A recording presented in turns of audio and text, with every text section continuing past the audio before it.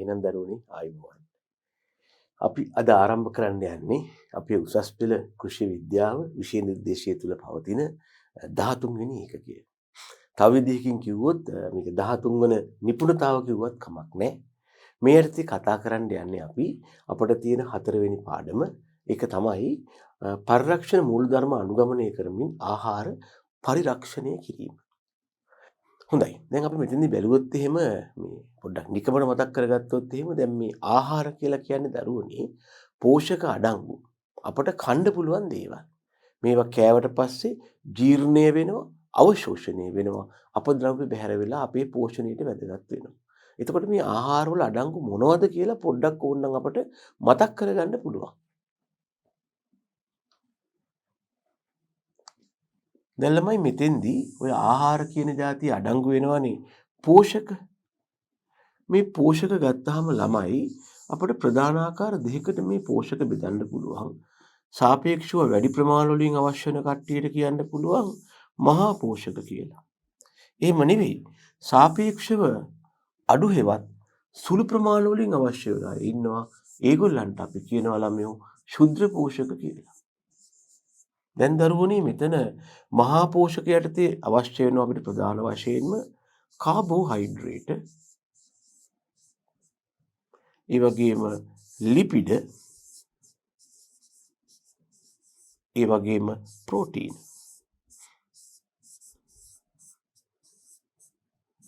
මෙන්න මේවා තමයි අපිට සාපේක්ෂව වැඩි ප්‍රමාණවලින් ආහාරවල තියෙන්න ඕනේ කියන මහා පෝෂක. එහෙම නෙවෙයි.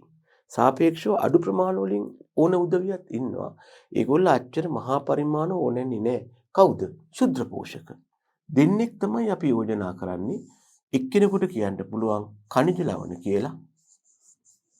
අනික් එක්කෙනාට කියන්න පුළුවන් විටමින කියලා. ඉතින් තව තවත් කතාවට ගියොත් එහෙම කියත හැකි ඛනිජ ලවණුත් වැඩිපුරම අවශ්‍ය වෙන ඒවට කියනවා මහා පෝෂ්ඨරි. මහා ඛනිජ ලවණ කියලා. ඒ වගේම අඩු ප්‍රමාණ වලින් අවශ්‍ය වෙන ඒවට කියනවා ශුද්ධ ඛනිජ ලවණ කියලා.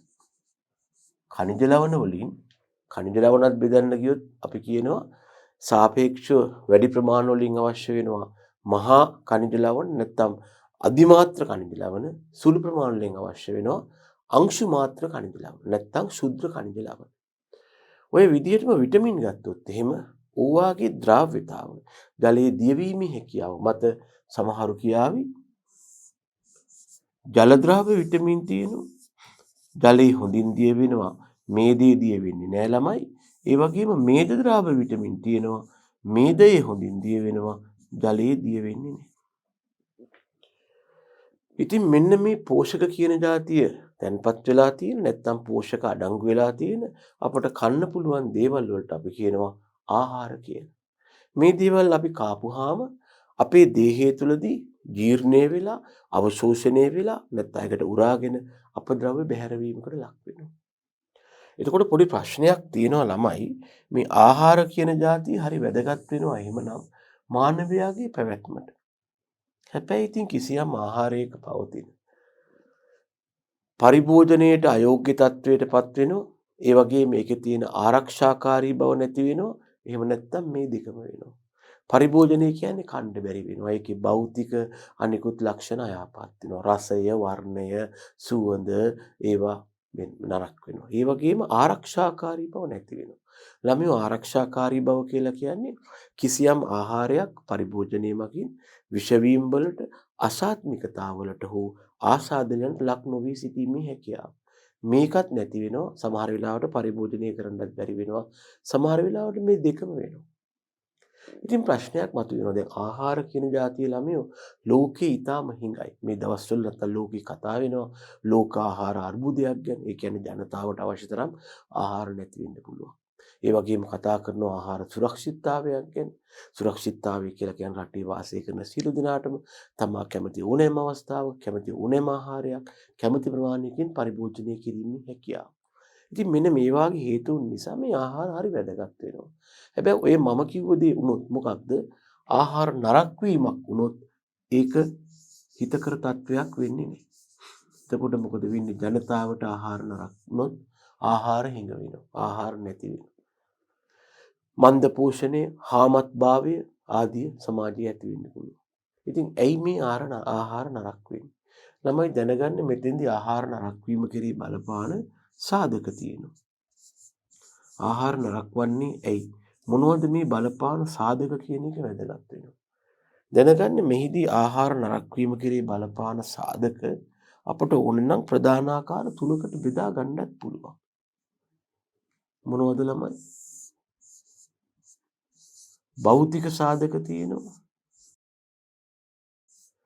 වැඩි හෝ අඩු උෂ්ණත්වය, එහෙම නැත්නම් තෙතමනය, එහෙම නැත්නම් යාන්ත්‍රික හානි, එහෙම නැත්නම් කාලය, එහෙම නැත්නම් අපමිශ්‍රකාරක වගේ දේවල්. ඒ වගේම ළමයෝ රසායනික සාධක බලපානවා. ආහාරයේ පවතින එන්සයිම ක්‍රියාකාරීත්වය, එහෙම නැත්නම් ආහාරයේ පවතින pH අගය වගේ දේවල්. ඒ වගේම ජෛව සාධක බලපානවා. මේ සඳහා ආහාර ආශ්‍රිතව ඉන්න ජීවීන් ගැනයි කතා කරන්නේ. මේ ජීවීන් ඉතින් ප්‍රධානාකාර දෙකකට බෙදයි. ක්ෂුද්‍ර ජීවීන් හා මහා ජීවීන් කියලා. ඉතින් මේ ආහාර නරක වීමක් සිද්ධ වුණොත් ඒක ලෝකයේ ලොකු ගැටලුවක් වෙනවා. ඒ නිසා අපි කවුරුත් කල්පනා කරනවා මේ ආහාර නරක වෙන එක වළක්වලා ඒවා ආරක්ෂා කරගන්න. අන්න ඒ ගැන තමයි අපි මේ කතා කරන්න යන්නේ. මොකක් කියලාද ළමයි?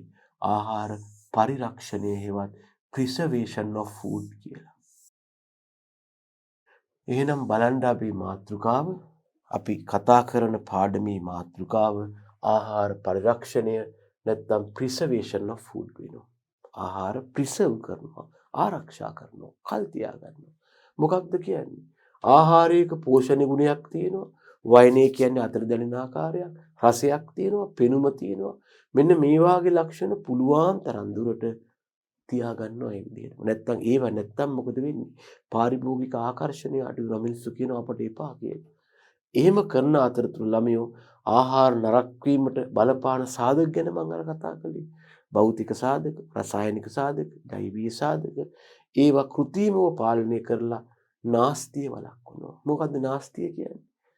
මානවයාට හෝ යම් සමාජයකට ගන්න පුළුවන් ආහාර ප්‍රමාණයක් තියෙනවා. එහෙම නැතුව තව වැඩි ප්‍රමාණයක් පරිභෝජනය කළොත් වැඩි ප්‍රමාණයක් පරිභෝජනය කරන්න කියලා ගෙනල්ලා අහක දැම්මොත් ඒක නාස්තියක්. ඒක වළක්වන්න ඕන. කල් තබා ගැනීම හා හැසිරවීම. මේ හැසිරවීම කියන පදින අදහස් කරන්න ළමයෝ ආහාර නිසි ලෙස මෙහෙයවීමක් කරනවා. ඒ කියන්නේ ආහාර එක තැනක ගොඩ ගැහෙන්න ඕනේ නෑ. හැම ඔක්කොටම සියලුම ඒ කියන්නේ යම් ආහාර ප්‍රමාණයක් පොඩි කණ්ඩායමකට ඔක්කොම දෙනව නෙමෙයි. ෆුඩ් හැන්ඩ්ලින් කියලා කියන්නේ. මේ තියෙන ආහාර රටේ හෝ සමාජයේ ජනතාව අතර සමසේ බෙදා හැරීමට උත්සාහ කරනවා. මෙන්න මේ වගින් අපට පුළුවන් ඔය අධි පරිභෝජනයේ හෙවත් ඕවර් කන්සම්ප්ෂන් කියන තත්ත්වය වළක්වන්න. එතකොට සමාජයේට ඒ වගින් නැති වෙන සෞඛ්‍ය ගැටලු මොනවද ළමයි ස්ථූලතාව වගේ දේවලුත් වළක්වා ගන්න පුළුවන්. මේ නිසා ආහාර පරිරක්ෂණය කියන්නේ නිකම්ම මේක මේ ෆ්‍රිජ් එකේ දාන එකවත් ලුණු දාන එකවත් නෙවෙයි. ඊටා පුළුල් සමාජ සංකල්පයක් වෙනවා. ආයෙත් බලන්න ආහාරයක පවතින ලක්ෂණ මම මේ ලක්ෂණ තමයි දක්වලා තියෙන්නේ පෝෂණීය ගුණය වයනය රසය වාගේ මෙන්න මේ ලක්ෂණ ළමයෝ පුළුවන් තරම් දුරට වෙනස් වෙන්නේ නැතුව තියාගන්න. හරිද? නොවෙනස්ව තියාගන්නයි කල්පනාව. ඒ වගේම නරක වීමට බලපාන සාධක තියෙනවනේ ළමයෝ. අර භෞතික රසායනික ජෛවික සාධක කෘත්‍රිමව හරි කොහොම හරි පාලනය කරනවා. නාස්තිය වළක්වනවා. ඒ මගින් ආහාර කල්තබා ගන්නවා. හසුරුවනවා. මෙන්න මේ සංකීර්ණ ක්‍රියාවලියට අපි කියනවා ආහාර පරිරක්ෂණය කියලා. එතකොට ඔබ මේ අර්ධදැක්වීම හොඳට මතක තියාගන්න ඕන. කෙලිම ව්‍යුහගතේ ගන්න පුළුවන් ආහාර පරිරක්ෂණය යන කුමක්ද කියලා. අහපුවම ඔබගේ පිළිතුරේ මේ සෑම අංගයක්ම අඩංගු වීම අත්‍යවශ්‍ය වෙනවා. හරිද දරුවනේ? ඉතින් කෙනෙක් අහන්න පුළුවන් ඇයි ඕක වැදගත් වෙන්නේ? මේ හාමත වළක්වන්න විතරක් නෙමෙයි ළමයෝ. ආහාර පරිරක්ෂණයේ වැදගත් වෙන්න බලපාන කරුණු හේවත් හේතු ගණනාවක් තියෙනවා. අපි ඊළඟට ඒවා දැනගන්න ඕන. අපෙන් අහනවා එමුත් අපි දැනගන්න ඕන ඇයි ආහාර පරිරක්ෂණයේ වැදගත් වෙන්නේ කියලා. දැන් මෙහෙම එකක් තියෙනවා. හොඳ දේවල් ඉක්මනටම නරක වෙනවානේ. ඒ වගේ මේ ගුණාත්මක බවින් උසස් මේ ගුණාත්මක බව උසස් කියලා කියන්නේ ළමයි හොඳ ගුණාත්මේ ප්‍රෝටීන් එහෙම තියෙන ආහාර වර්ග තියෙනව මොනවද? මස්, මාළු, කිරි වාගේ දේවල්. බිත්තර වාගේ දේවල්. මේවා හැබැයි නිකන් දාලා තිබ්බොත් නම් ඔය ටක් ගාලා නරක වෙනවා ළමයි. ඒ නිසා ඒවා හොඳට පරිරක්ෂණය කරන්න ඕනේ. අන්න ඒ වගේ ගුණාත්මයෙන් අධිකව පහසුවෙන් නරක වෙන්න පුළුවන් මස්, මාළු, කිරි, බිත්තර වාගේ දේවල් කල් තියාගන්න නරක නොවී තියාගන්න අපි ආහාර පරිරක්ෂණය කරනවා. මම නිකන් මෙහෙම ප්‍රශ්නයක් අහන්නම්කෝ. අපි සහල් ටිකක් මේසයක් උඩ දාලා තියෙනවා. ඊළඟම විවෘත කරපු කිරි භාජනයක් මේසෙ උඩ දාලා තියෙනවා. ඇයි සහල් වලට සාපේක්ෂව මේ කිරි ඉක්මන නරක වෙන්නේ? අපි කලින් කියලා තියෙනවා ආහාර නරක වීම කෙරෙහි බලපාන භෞතික, රසායනික හා ජෛවික සාධක තියෙනවා. මේ සාධක වඩා හිතකර වෙන්නේ. එහෙම නැත්නම් හිතකරව බලපාන්නේ කාටද? සහල් වලටද, කිරි වලටද? ළමයෝ සහල් වල තියෙන්නේ මොනවද? සහල් වල තියෙන්නේ භෞතික අවස්ථාව ඝන. නමුත් කිරි කියන්නේ භෞතික අවස්ථාව ද්‍රවයක් කියන්නේ. ඒ වගේම සහල් වල තියෙන්නේ මොනවද? වැඩිපුර කාබෝහයිඩ්‍රේට්. කිරි වල තියෙනවා කාබෝහයිඩ්‍රේට් ලැක්ටෝස් කියන සරල කාබෝහයිඩ්‍රේට්. සහල් වල තියෙන කාබෝහයිඩ්‍රේටයක් වන පිෂ්ඨය. පිෂ්ඨයට වඩා වැඩිපුර ශුද්ධ ජීවීන් හා අනිකුත් උදවිය ලැක්ටෝස් කියන සරල කාබෝහයිඩ්‍රේට් එක මත යැපෙන්න කැමති පහසුයි. අනික සහල් වලට වඩා කිරි වල තියෙනවා ප්‍රෝටීන්. ඉතින් ඒ නිසා ඒවා කන්න ගොඩක් කට්ටිය ලෑස්ති වෙනවා. ඉතින් මේ වගේ ළමයි සමහර ආහාර පහසුවෙන් නරක වෙනවා, සමහර ඒවා පහසුවෙන් නරක වෙන්නේ නැහැ. අවාසනාවට වාගේ ওই පහසුවෙන් නරක වෙනවායි කියන ආහාරවල පවතින කාලීන පෝෂක වටිනාකම වැඩි. මොකද ළමයෝ අද සමාජයේදී වඩා වැදගත් වෙන්නේ ප්‍රෝටීන්. ප්‍රෝටීන් කියන්නේ සමාජයේ හිඟ මිල අධික සංඝටකයක් වෙනවා. බලන්න සහල් කිලෝවක මිලද කුකුල් මස් කිලෝවකද මිල වැඩි. මොකද සහල් වල තියෙන කාබෝහයිඩ්‍රේට්. කාබෝහයිඩ්‍රේට් කියන ශාකමය සම්භවයක් සහිත ආහාරයේ මිල අඩුයි. හැබැයි ඒකට සාපේක්ෂව සත්වමය සම්භවයක් තියෙන ප්‍රෝටීනමය සංඝටකයක් වන කුකුල් මස් වල මිල අධිකයි. මේ මිල අධික වෙන්න හේතුවක් තමයි ඒකේ ප්‍රෝටීන් අන්තර්ගත වෙනවා. පරිසරයේ සමාජයේ ප්‍රෝටීන් හිඟයි. මේක ශාක වලටත් පොදුයි සතුන්ටත් පොදුයි. මොකද අවාසනාවකට වාගේ ළමයෝ ලෝකේ පවතින ප්‍රෝටීන් වලින් වැඩිම ලෝකේ පවතින ප්‍රෝටීන් සෑදීමට අවශ්‍යයි නයිට්‍රජන්. මේ නයිට්‍රජන් වලින් වැඩිම ප්‍රමාණයක් තියෙන වායු ගෝලයේ නිෂ්ක්‍රීය විදියට. මෙයා කාටවත් ගන්න බෑ. අනික ප්‍රෝටීන් වලින් හොඳ ප්‍රෝටීන් තියෙන්නේ ශාක වලට සාපේක්ෂව සතුන් තුල. ඒ නිසා ඒවා මිල අධිකයි. හරිද ළමයි? දෙවෙනි එක තමයි දැන් ඔන්න එක හේතුවක් වෙනවා ආහාර පරිරක්ෂණය කරන්න. මේ පහසුවෙන් නරක වෙන්න පුළුවන් කෑම වර්ග තියෙනවා. ඒවා අපට කල් තියා ගන්න වෙනවා. දෙවෙනුව ළමයෝ වසරේ යම් කාලයකට පමණක් ලොකු අස්වැන්නක් හම්බෙන දේවල් තියෙනවා. ඒවා අස්වැන්න නැති කාලේ ඒවත් අවාර තියෙනවා. දැන් උදාහරණයක් තමයි අඹ වාරයක් තියෙනවා, දෙහි වාරයක් තියෙනවා, රඹුටන් වාරයක් තියෙනවා. මේ කාලෙට ගොඩාක් හම්බ වෙනවා. එතකොට මොකද වෙන්නේ? දැන් අපි මේක ගෙවල් වලත් කරනවා ළමයෝ. දෙහි වාරයට දෙහි වැඩිපුර තියෙනකොට මොකද අපි කරන්නේ? දෙහි අරගෙන ඒවා දෙකට කපලා ඒවාට ලුණු දාලා අවුවේ වියලා හිවත් ගමේ භාෂාවෙන් කිව්වොත් කකාරවා ගන්නවා. මේකට කියනවා මොනවා කියලාද? ලුණු දෙහි කියලා. මේ වාරයේදී ලැබෙන අතිරේක අස්වැන්න සංරක්ෂණය කරලා පරිරක්ෂණය කරලා කල් තබා ගන්නවා. මොකටද ළමයෝ? හිඟ කාලයේදී පාවිච්චි කරන්නේ. අඹ වලටත් ඉතින් එහෙම කරන්න පුළුවන්. අඹ වලින් නොයෙකුත් නිෂ්පාදන හදනවා. උදාහරණ චට්නි කියන ද්‍රව්‍ය හදනවා. එහෙම නැත්නම් ඒවායින් පළතුරු බීම ආදී හදලා වසර පුරා පරිභෝජනය කරනවා. රඹුටනුත් එච්චරම සුලභ නැහැ. මෙන්න මෙහෙම දෙයක් මම නිකමට කියන්නම් ළමයි. මේ රඹුටන් අරගෙන ඕක කියන ලෙල්ල අයින් කරලා සාන්ද්‍ර සීනි ද්‍රාවණයක ඕක ගිල්වනවා. ඔය සීනි ද්‍රාවණයට සමහරු කියනවා ළමයෝ මේක එච්චර ඔයාලා අපිට අදාළ නැහැ මම නිකන් කිව්වේ sugar syrup කියලා ඔකට කියන්නේ ළමයි. මේ වාගේ සීනි ද්‍රාවණයක් සහිත සාන්ද්‍ර සීනි ද්‍රාවණයක් සහිත බෝතල් වල මේ රඹුටන් ගිල්වනවා. මේ සීනි ද්‍රාවණයට සමහරු කියනවා ළමයෝ sugar syrup එකක් කියලා.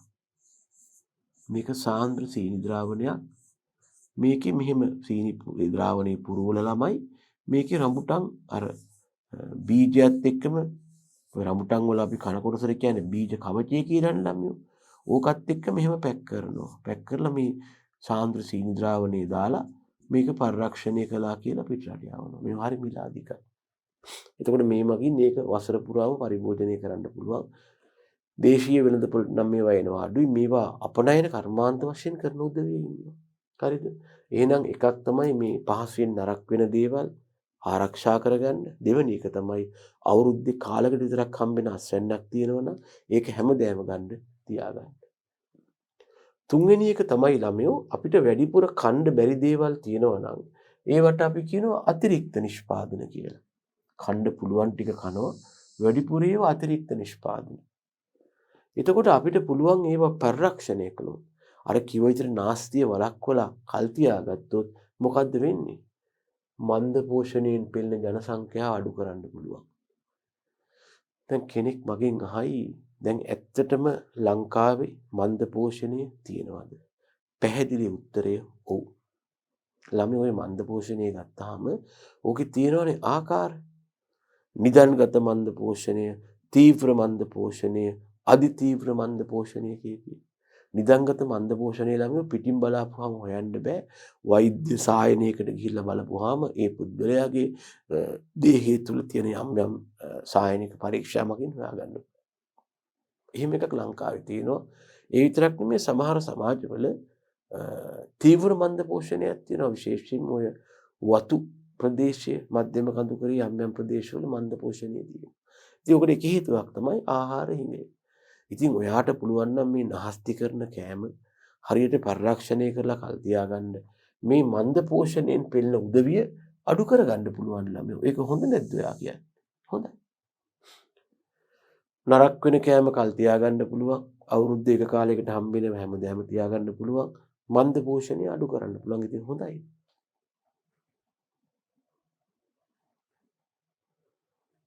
අතිරික්ත ආහාර සංරක්ෂණය කළොත් මොකද වෙන්නේ ළමයෝ? ගොවියට වැඩි සල්ලියක් හම්බ වෙනවා. එයා නිකන් නහස්ති කරලා දාන්න තිබිට දේවල් එයා කොහොම හරි කල් තබා ගන්න ක්‍රමයක් හරි ගස්සලා ඒක විකුණන්න පුරුදු වුණොත් එහෙම එයාට අමතර ආදායමක් ගන්න පුළුවන් නරක දෙයක්. දැන් මේක කරනවා සමහර පැතිවල. වගා කන්නේදී වැඩිපුර තියෙන අඹ ආදිය තියෙනවා නම් අපි මේ ගොවීන්ට යෝජනා කරනවා සමහර රාජ්‍ය ආයතන වලින් පවා මේවා නිකම්ම කුණු කොල්ලෙට මේ අඹ ගස් පිටින් බදු දෙන්න එපා. අඹ කඩලා චට්නි ආදී බවට පත් කරන්න. පත් කරලා අවාරයේදී කල් තබාගෙන විකුණන්න. ඉතින් මෙතන බොහොම සරල ක්‍රියාවක් අඹ චට්නි සෑදීම කියන්නේ. ඉතින් ඒ වගේ දේවල් කරන්න පුළුවන් නම් ඔබට හොඳ හිස් ජෑම් බෝතල් ආදී හොයාගන්න පුළුවන් නම් විනාකිරි එහෙම නැත්නම් සීනි ආදී හොයාගන්න පුළුවන් නම් ඔබට සරලව අඹ චට්නි නිෂ්පාදනයක් කරලා මොකක් හරි ලේබලයක් යටතේ වෙළඳපොළට පවා දාන්න පුළුවන්. එහෙම කරන ගොවින් මොකද වෙන්නේ? අමතර ආදායමක් ලැබෙනවා. තේරුණාද ළමයි? ඊළඟට මෙන්න මෙහෙම ප්‍රශ්නයක් තියෙනවා ළමයි. ඔය නරක් වෙච්ච කෑම අලිවි වුණොත්, කෑවොත්, පරිභෝජනය කළොත් රෝග හැදෙනවා. නොයෙකුත් අනතුරු කියලා කියන්නේ මේ හදිසි අනතුරු ඇක්සිඩන්ට්ස් නෙමෙයි. මිනිස්සුන් නොයෙකුත් අකරතැබ්බුවට ලක් වෙන්න වෙනවා. ඒ වගේම ඇලර්ජිස් ඇති වෙනවා. ඒ කියන්නේ එකපාරට ආහාර විෂ වීමෙන් 50ක් රෝහලේ කිය. ඒව වළක්වන්න පුළුවන් හරියට පරිභෝජනය කළොත්. පරිරක්ෂණය කළොත්. එතකොට මිනිස්සුන්ට හරියට ආහාර පරිරක්ෂණය කළොත් මිනිස්සුන්ට නරක වූ ආහාර පරිභෝජනයකට යන්න ඕනේ නැහැ ළමයි. ඒකයි ඒ කියන්නේ. ඊළඟට අපට පුළුවන් හරියට මෙහෙම ආහාර පරිරක්ෂණය කරනවා නම් සහතිකයක් දෙන්න. බය වෙන්න එපා. රටේ ජනතාවට වසර පුරාම පෝෂ්‍යදායී ආහාර සාධාරණ මිලකට දෙනවා. එයි අවාරේ ගණන් යන්න හේතුවක් නැහැ. අපි පරිරක්ෂණය කරලා ඒවා කල් තියලා තියෙන්නේ. ඒ හන්දා අපට පුළුවන් අවාරේදී මිල ඉහළ යන්න ගියොත් අර සංරක්ෂණය කරපු ආහාර ටික වෙළඳපොළට දාන්න. මේ මගින් අර වෙළඳපොළේ මිල ස්ථාවරව තියාගන්නත් පුළුවන්. අනික තමයි ළමයෝ ආහාර පරිරක්ෂණ මගින් බොහෝ ආහාර පහසු මිලට ක්ෂණික ආහාර ලෙස ලබා ගන්න පුළුවන්. දැන් සමහර ආහාර පරිරක්ෂණය කරපුවම අපිට ඒක පහසුවෙන් පරිභෝජනය කළ හැකි තත්වයට පත් කරන්න පුළුවන්. එතකොට අඩු ගානට ගන්න පුළුවන් ක්ෂණිකව පරිභෝජනය කරන්න පුළුවන්. ගමනක් යමින් ගමනවත් අපිට ඒක කකා හෝ බිවි යන තත්වයට ගේන්න පුළුවන්. ක්ෂණික ආහාර මේවට අපි ඉංග්‍රීසියෙන් කියනවා ළමයෝ මේ ඉන්ස්ටන්ට් ෆුඩ් කියලා. ඒ තත්වයට ගේන්න පුළුවන් අපිට මේක. ඉතින් හොඳයි ළමයෝ.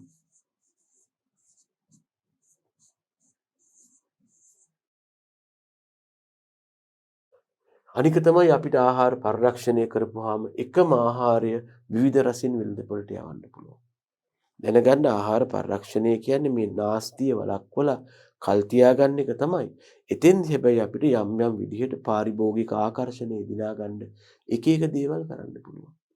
දැන් මේ සෝයා බෝන්ති නිෂ්පාදනය ලංකාවේ වැඩි නම් අපිට පුළුවන් ඒක අරගෙන ඒක ක්‍රමයක් තියෙනවා ග්‍රයින්ඩ් කරලා ඒක වාෂ්පයෙන් පොඩ්ඩක් සකස් කරලා සෝයා මස්සෙවත් සෝයා මීට් බවට පත් කරන්න පුළුවන්. මේකට පොඩි යන්ත්‍ර භාවිතයක් තියෙනවා අපි මෙතන. ඒ පැත්ත කතා කරන්න යන්නේ. හැබැයි ඉතින් එතකොට මෙහි තියෙනවා පොඩි සාම්ප්‍රදායික රසයක්. ඕකට සමහරු කියනවා මං කිව්වොත් එහෙම නම කොළ රහ කියලා කියනවා. ඒක ටිකක් පොඩ්ඩක් මේ නිකන් එච්චර ප්‍රිය රසයක් නෙවෙයි. ඕක වළක්වන්නත් එක්ක කරන දෙයක් තමයි මොකද කරන්නේ. ඕකට යම් යම් රස වර්ග දානවා මොනවද? ඉස්සෝ රස, දැල්ලු රස ආදී වශයෙන් එක එක දේවල් කලවම් කරපුවාම පාරිභෝගික ආකර්ෂණය දිනා ගන්නත් පුළුවන්. එකම ආහාරයේ විවිධ රසයෙන් මාකට් එකට දා ගන්නත් පුළුවන්. මේකත් පරිරක්ෂණය මගින් අපට ලබාගත හැකි වාසියක් වෙනවා.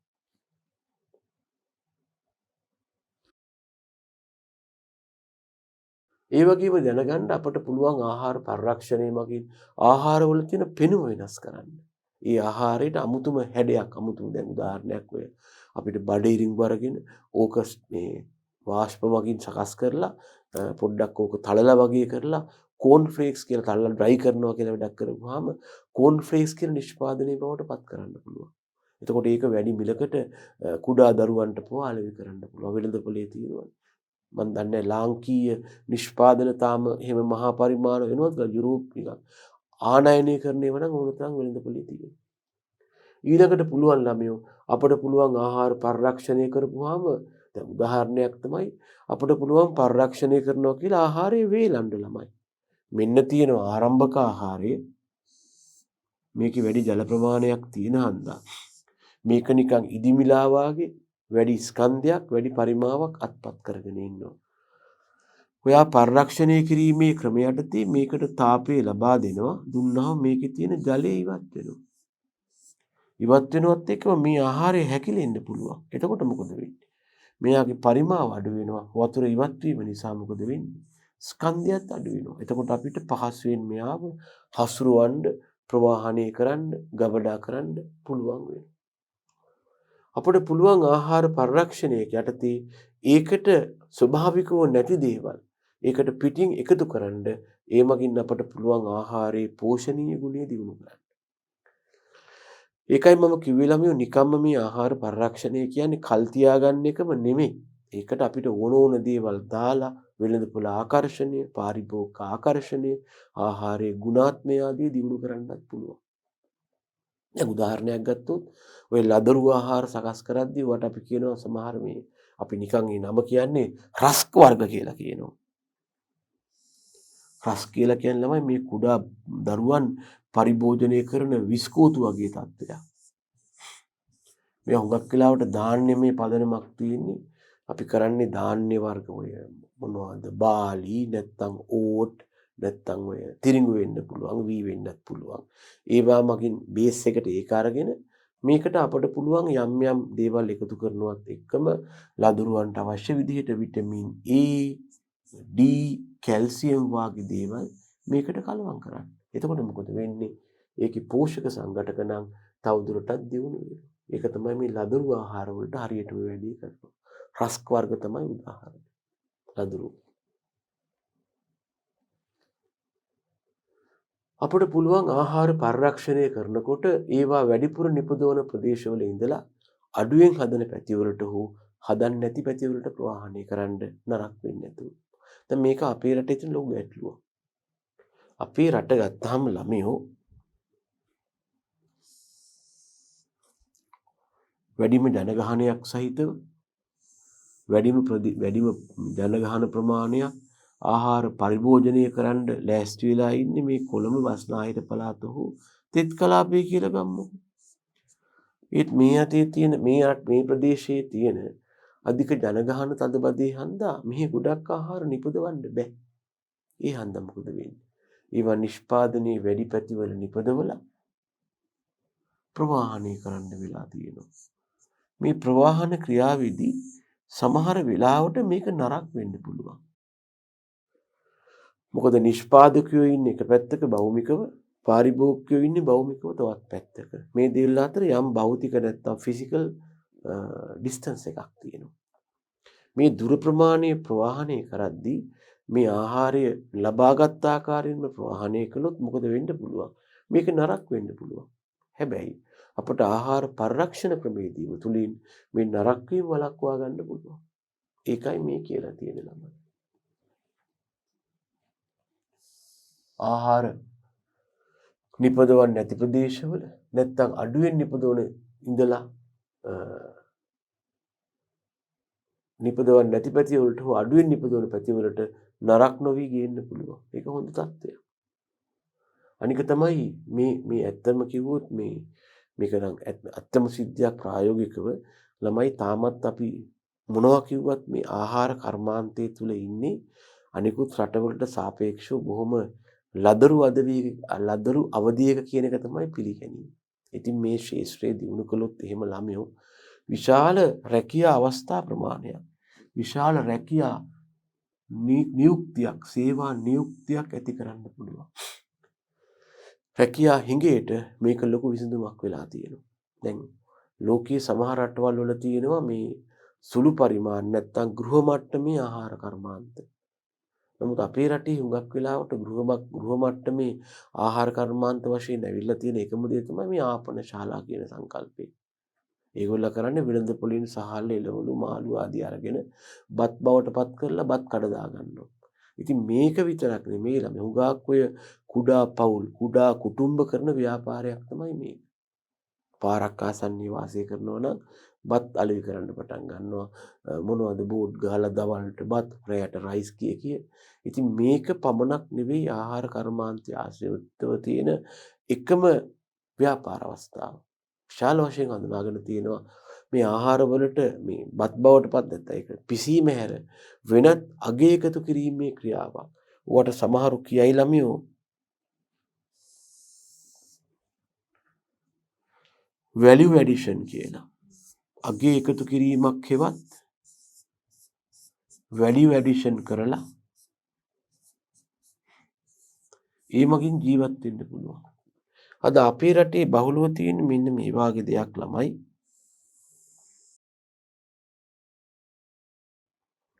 ගොවියා කියන නිෂ්පාදකයා ආහාර නිපදවනවා.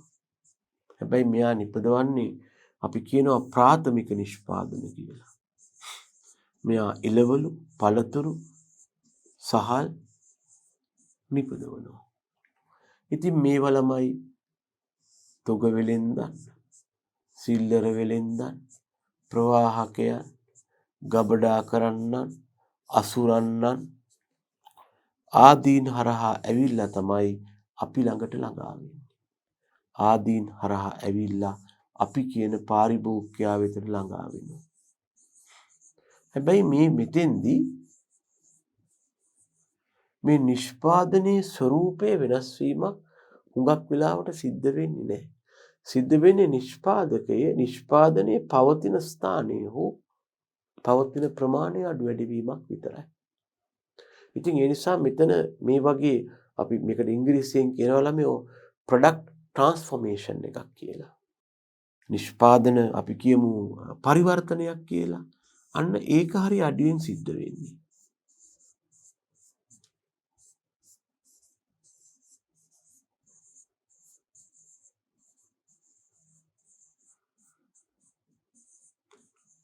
මේක හරි අඩුවෙන් තමයි අපේ රටේ ආහාර කර්මාන්තය තුල තියෙන්නේ.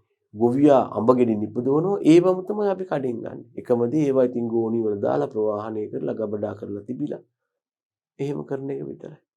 නමුත් ප්‍රොඩක්ට් ට්‍රාන්ස්ෆෝමේෂන් එක යටතේ මේ අඹ වෙනත් නිෂ්පාදනයක් බවට පත් වෙලා චට්නි හෝ පළතුරු වර්ගයක් මොකක් හරි ඒක බවට පත් වෙලා වුණ අඩු ගන්න ෆුඩ් සලාඩ් එකක්වත් වෙලා වුණා අන්න ඒක තුල රස්සාවල් ගොඩක් නිර්මාණය වෙනවා. මේ සාම්ප්‍රදායික මේ චේන් එක මේකට අපි කියනවා සැපයුම් දාමයක් කියයි සමහර ලාවට නැත්නම් අලවි දාමයක් කියලා කියයි. මේ සාම්ප්‍රදායික සැපයුම් දාම හෝ අලවි දාම වලට අමතරව මේ ප්‍රොඩක්ෂන් ට්‍රාන්ස්ෆෝමේෂන් එකක් වෙනවා නම් මෙයයි අතර ඉන්න උදවිය තව විශාල ප්‍රමාණයකට රක්ෂාවල් හොයාගන්න පුළුවන් වෙයි. ඉතින් සමහරු කියයි එහෙම රක්ෂාවන් හොයාගන්න ගියාම ඒගොල්ලන්ට ලැබෙන ආදායම හිවත් ඒගොල්ලන්ගේ පඩිය අපට ගෙවන්න වෙයිද කියලා. නෑ ඇත්තටම ඒක හිතන තරම් ලොකු ගැටලුවක් වෙන්නේ නැහැ. මොකද මෙතෙන්දී මේගොල්ලා දැන් අද වෙලා තියෙන්නේ මෙතන නිෂ්පාදකයා හා පාරිභෝගිකයා අතර ඉන්න මේ සැපයුම් දාමේ හෝ අලවිදාමේ ඉන්න උදවිය ලොකු ලාභ තීරු තියාගන්නවා. මොකද අපිට ඇත්තට එතෙන්ද පුළුවන් මේ ක්‍රියාව කාර්යක්ෂම කරලා ඒගොල්ලන්ගේ ප්‍රොෆිට් මාජින් එකේවත් ලාභ තීරුව අඩු කරලා ඒ වෙනුවට ඒක මේ ප්‍රොඩක්ට් ඩයිවර්සිෆයි කරන නැත්නම් ප්‍රොඩක්ට් ට්‍රාන්ස්ෆෝම් කරන අතර ලබා දෙන්න. ඒතර අපිට පුළුවන් මිල වෙනස් වීමකින් තොරව මේක කාර්යක්ෂම කරන්න.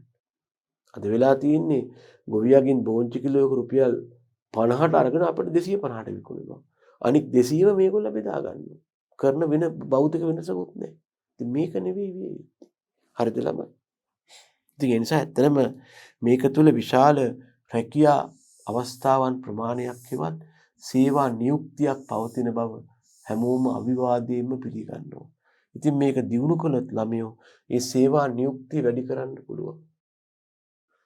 ඊළඟට පුද්ගල රුචියට ගැළපෙන පරිදි ආහාරවල ස්වභාවය වෙනස් කරන්න පුළුවන්. දැන් උදාහරණයක් ඉන්නවා නම් සමහර උදවියෝ ඉන්නවා එලකිරි පරිභෝජනය කරන්නේ. නමුත් ඒගොල්ලෝ ඒවෙන් හදපු යෝගට්, මුදෝපකිරි, අයිස්ක්‍රීම් ආදී කනවා. මේ මගින් එක පැත්තකින් නිෂ්පාදකයාට පුළුවන් තමන්ගේ අපි කියනවා වෙළඳපොළ පංගුව වැඩි කරගන්න. මාකට් ෂෙයා එක. ඇයි? භාණ්ඩ පරිභෝජනය නොකරන අයටත් ඒ භාණ්ඩ විකුණන්න සකස් කරගත්තේ. අනික තමයි ආහාර කල්තබා ගන්න පුළුවන් වෙනවා පරිරක්ෂණය මගින්.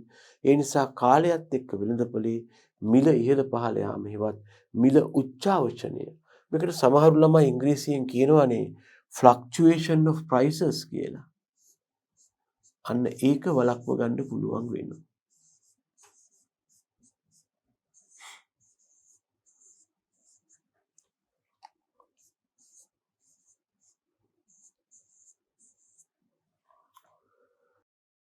අපි කතා කළේ ආහාර පරිරක්ෂණය කියන්නේ මොකක්ද?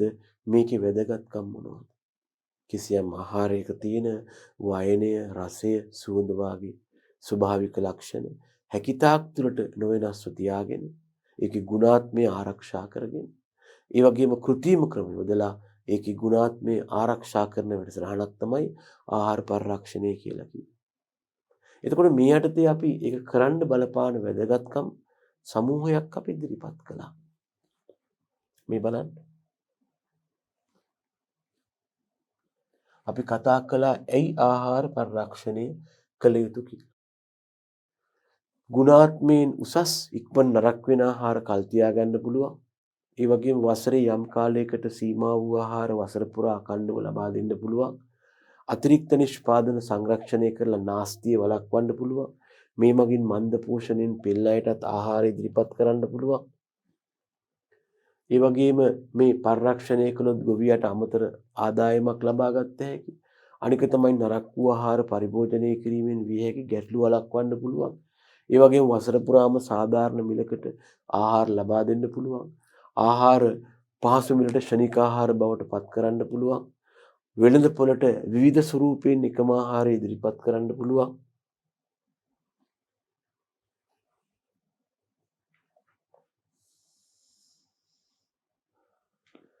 ආහාරවල පවතින පෙනුම වෙනස් කරන්න පුළුවන්. ආහාර ගබඩා කරන්න පහසු වෙන විදිහට, හසුරවන්න පහසු වෙන විදිහට ස්කන්ධයේ පරිමාව ආදී අඩු කරගන්න පුළුවන්. ආහාරවල නොමැති පෝෂක ඒකට බාහිරින් එකතු කරන්න පුළුවන්. උදාහරණයක් වශයෙන් ලදරු ආහාර ඉදිරිපත් කළා. ඒ වගේම වැඩිපුර හදන පැතිවල ඉඳලා නැති පැතිවලට නරක නොවි ප්‍රවාහනය කරගන්න පුළුවන්. රටේ සේවා නියුක්තිය වැඩි කරගන්න පුළුවන්. මිනිස්සුන්ට ආරක්ෂාවන් ලබා දීලා ඒ වගේම මිනිස්සුන්ගේ කැමැත්තට පුද්ගල රුචියට ගැලපෙන විදිහට ආහාරය වෙනස් කරන්න පුළුවන්. ඒ වගේම වෙළඳපොලේ මිල ඉහළ පහළ යන එක වළක්වන්න පුළුවන්. ඉතින් මෙන්න මේ වාගේ හේතු නිසා ළමයෝ ආහාර පරිරක්ෂණය ඉතාම වැදගත් වෙනවා. හරිද? ඊළඟට දැන් මේ වැඩේ කරන්න ගියාම මොකක්ද අපි යොදා ගන්න මූලධර්මයේ කියලා සලකා බලන්න පුළුවන්. මම ඉස්සෙල්ලා මූලධර්මයේ පුළුල් වශයෙන් ඉදිරිපත් කරනවා. එකක් තමයි ආහාර නරක වීමට බලපාන එන්සයිම අක්‍රිය කරනවා. දැනගන්න ස්වභාවිකවම ආහාරවල පවතිනවා ඒවා නරක වීමට බලපාන එන්සයිම. ඒවා මගින් ආහාර බිඳ වැටෙන්න පුළුවන්. අපට පුළුවන් ඒ එන්සයිම් වල ක්‍රියාව පාලනය කරන්න. පරිරක්ෂණ ක්‍රම මගින්. දෙවෙනි එක තමයි ශුද්ධ ජීවීන් අක්‍රිය කරන්න පුළුවන්. ආහාර මත ශුද්ධ ජීවීන් ඉන්නවා. ඒගොල්ලන්ගේ යැපීමට අවශ්‍ය වාතාශ්‍රය, උෂ්ණත්වය, pH වගේ පෝෂක පදාර්ථ, විටමින් වගේ දේවල් තියෙනවා. අපිට පුළුවන් පරිරක්ෂණය මගින් ඒවා වළක්වා දාන්න. හරිද?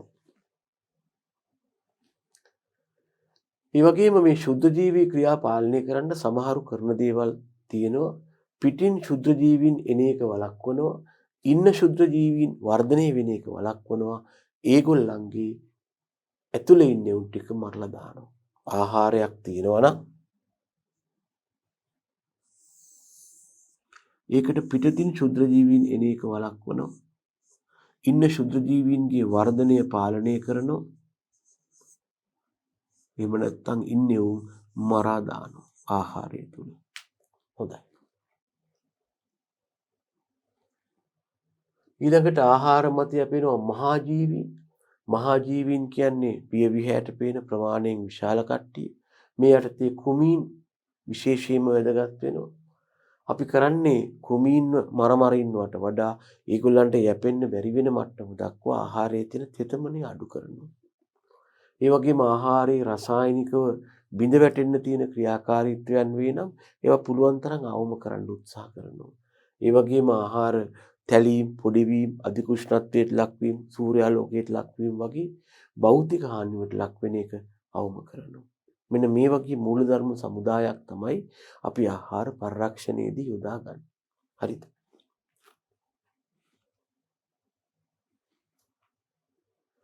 දැන් මෙහෙම එකක් තියෙනවා ආහාර පරිරක්ෂණය කරන්න ඉස්සෙල්ලා අපි ඒක කිසියම් පෙර ක්‍රියාවකට ලක් කරන්න ඕන.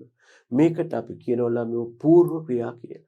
එතෙන්ද කියනවා ආහාර පරිරක්ෂණයට ඉස්සෙල්ලා ඒක කිසියම් පෙර ක්‍රියාවකට සූදානම් කරනවා.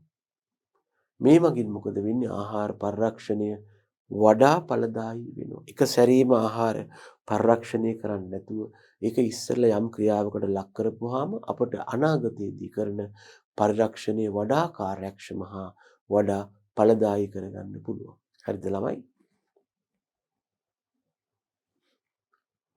මෙන්න මේ යටතේ කළ හැකි ක්‍රියාවක් තමයි ළමයෝ ආහාර බ්ලාංචීකරණය නැත්නම් සුබ්‍රීකරණය. මේකට සමහරු ඉංග්‍රීසියෙන් කියයි බ්ලාන්චින් කියලා. මේකට සමහරු ඉංග්‍රීසියෙන් කියයි ළමයෝ බ්ලාන්චින් කියලා.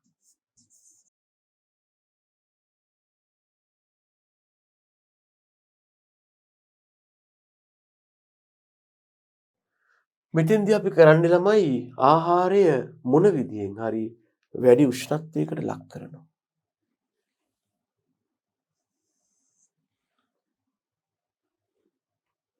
දැනගන්න පොදුවේ ගත්තාම එළවලු පළතුරු වගේ දේවල් සකස් කරනකොට හෝ වෙනත් නිෂ්පාදනයක් බවට අපි අර කිව්වේ ප්‍රොඩක්ට් ඩයිවර්සිෆයි කරනවා කියලා. එතකොට අන්න ඒ වගේ දේවල්ට ලක් කරන්න ඉස්සෙල්ලා අපි මේ සුබ්‍රීකරණය හෙවත් බ්ලාන්චින් කියන ක්‍රියාව කරනවා. එතකොට එකක් තමයි ආහාරයේ තියෙනවා නම් ස්වභාවික එන්සයිම ඒවා අක්‍රිය වෙනවා. ඔබට මතකද ඇති අපි දවස් මේ කියන්නේ මෙම ඒකකයට කලින් දැනගන්න ඕන දෙයක් තියෙනවා ආහාර දුමුරු පැහැවීම කියලා දෙයක් තියෙනවා. මේකට අපි කියනවා ළමයි බ්‍රවුනින් ඔෆ් ෆුඩ් කියලා.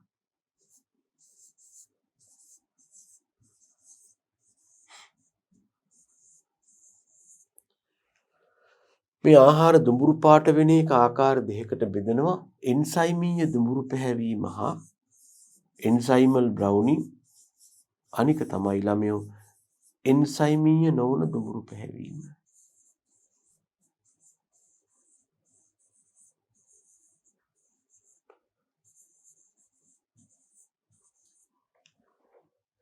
එන්සයිමීය දුඹුරු පැහැවීමට නොයෙකුත් එන්සයිම බලපානවා. මෙතෙන්දී මොකද වෙන්නේ? අපි වැඩි උෂ්ණත්වයක් ලබා දෙනවා ළමයෝ. මේ ආහාර බ්ලාංචීකරණයේදී අපි ලබා දෙනවා වැඩි උෂ්ණත්වයක්. අපි මේ T අකුර දාන්නේ ටෙම්පරේචර් කියන්නේ. හරිද? උෂ්ණත්වය කියන්නේ.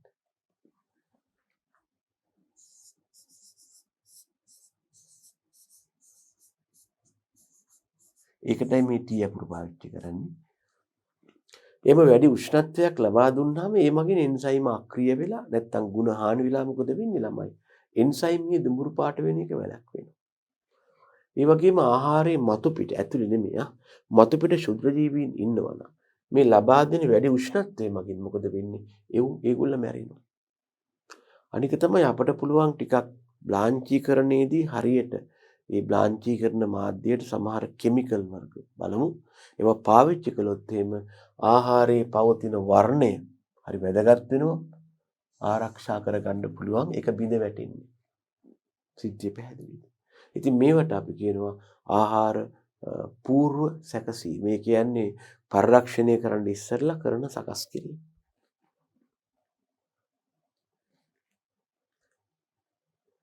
ඊට අමතරව පුළුවන් බ්ලාංචීකරණය කරපුවාම තාපය ලබා දුන්නාම ආහාරයේ අතර තියෙනවා නම් වාතාංශුන් අනවශ්‍ය විදිහට මේ වාතාංශුන් ඉවත් කරන්න පුළුවන්. ළමයි ආහාරය තුල වාතාංශුන් තිබුණාම එක පැත්තකින් ප්‍රවාහනය සහ ගබඩා කිරීමට අපහසු විදිහට පරිමාව වැඩි වෙනවා. අනිත් පැත්තෙන් මේ තියෙන වාතාංශුන් තුල ශුද්ධ ජීවීන් ඉන්න පුළුවන්, ජල වාෂ්ප තියෙන්න පුළුවන්. එමගින් ආහාර නරක වෙන්න පුළුවන්. නැත්නම් ඔක්සිජන් වගේ දේවල් මගින් ඔක්සිකරණය වෙන්න පුළුවන්. ඉතින් වාතය ඉවත් වෙනකොට මේ නරක වීමේ ක්‍රියාව අඩු වෙනවා. අනික තමයි පරිමාව අඩු වුණාම ඉතින් අපිට අර කිව්වා වගේ අඩු ඉඩක ගබඩා කරන්න, ප්‍රවාහනය කරන්න, විශේෂයෙන්ම නැව් හෝ ගුවන් වගේ ආහාර පරිවහනය කරද්දී මේ අවකාශය නැත්නම් පරිමාව කියන එක හරි වැදගත් වෙනවා.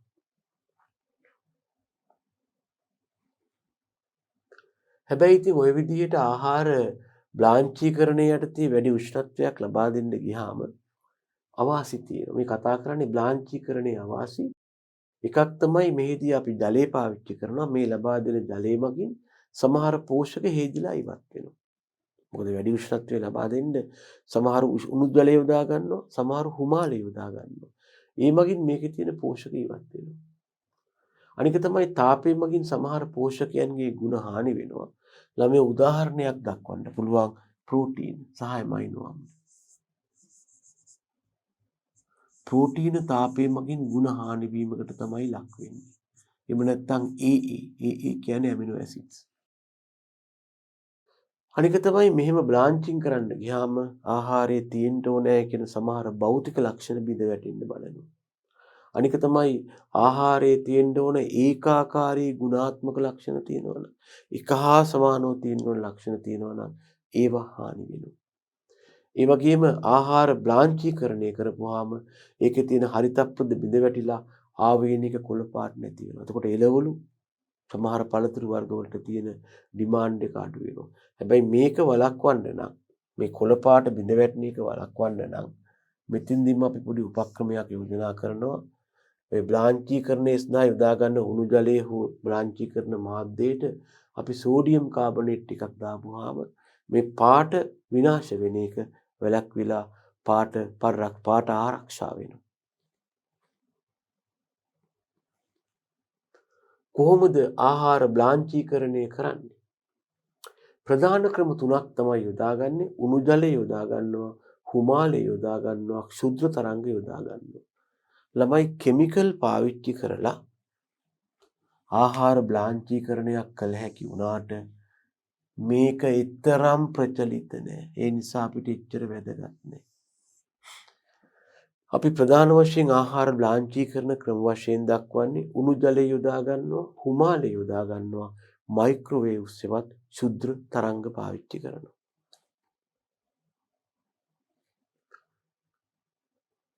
එතකොට තව කරන්න පුළුවන් දෙයක් තියෙනවා අපිට මේ සඳහා పూర్ව අධිශය සකස් කිරීමක් කරන්න පුළුවන්. එතකොට අපි ආහාර කල්තබා පරිරක්ෂණය කරන්න කලින් పూర్ව අධිශය සැකසීමකුත් කරනවා. ඒ මගින් බලාපොරොත්තු වෙනවා අපි ආහාර කූල් කරන්න යනවා නම් අපි ෆ්‍රිජ් එකේ කියන ආහාර අධිශීත කරන්න යනවා නම් ඒකට කලින් අපි සකස් කිරීමක් කරනවා. එකක් තමයි ළමයෝ ආහාරයේ පවතින එන්සයිම ක්‍රියා පාලනය කරනවා. ආහාරවල එන්සයිම තියෙනවා ඒවා පාලනය කරනවා. ඒකට අර සුබ්‍රීකරණයම ගන්න පුළුවන්. එහෙම නැත්නම් ආහාර ඔක්සිකරණය වෙන එක වළක්වන්නත් පුළුවන් මේ අධිශීත සැකසීම කියන ක්‍රියාවට ලක් කරපුවා. හොඳයි. එහෙනම් අපි දැන් එක පැත්තකින් කතා කළා ආහාර පරිරක්ෂණය කියන්නේ මොකක්ද කියලා. ඒකේ වැදගත්කම කතා කළා. ඒ පරිරක්ෂණය කරන්න කලින් කරන දේවල් ගැන අපි පොඩි මතක් කිරීමක් කළා. උදාහරණයක් බ්ලාංචීකරණය. හරිද? ඒ වගේම ආහාර පරිරක්ෂණය කරන්න ගියාම අපිට තව විදිහකින් මූලධර්ම ගැන කතා කරන්න පුළුවන්. යොදා ගන්න පුළුල් මූලධර්ම ගත්තාම මේවා ආකාර දෙකකට බෙදන්න පුළුවන්. පුළුල් වශයෙන් නිෂේධනය කරනවා. එහෙම නැත්නම් ආහාර නරක වීම බලපාන ප්‍රතික්‍රියා හා සංසිද්ධීන් නතර කරනවා. එහෙම නැත්නම් වළක්වනවා. ඒකට කියනවා නිෂේධනය කියලා. මේ යටතේ ශුද්ධ ජීවී ක්‍රියා නිෂේධනය කරනවා. එහෙම නැත්නම් රසායනික ප්‍රතික්‍රියා නිෂේධනය කරනවා. මේ ආහාර පරිරක්ෂණයේදී යොදා ගන්න එක මූල ධර්මයක්. එකක් තමයි නිෂේධනය කියලා කියන්නේ. දෙවෙනි මූල ධර්මයට අපි කියනවා පුළුල් වශයෙන් අක්‍රිය කිරීම නැත්නම් විනාශ කිරීම කියලා. ඉන්ඇක්ටිවේට් කරනවා නැත්නම් ඩිස්ට්‍රක්ට් කරනවා. ආහාර නරක වීමට බලපාන ක්‍රියාව හෝ ජීවියා తాවකාලිකව අකර්මණ්‍ය කරනවා. తాවකාලිකව අකර්මණ්‍ය. එයාට වැඩ කරන්න බැරි විදිහට සකස් කරනවා. එහෙම නැත්නම් පූර්ණව විනාශ කරනවා.